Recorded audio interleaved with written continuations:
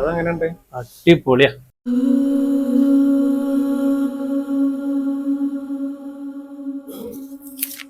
ഇതിലെന്താ CC camera എഴുതിക്കണ ഉസ്താദെ?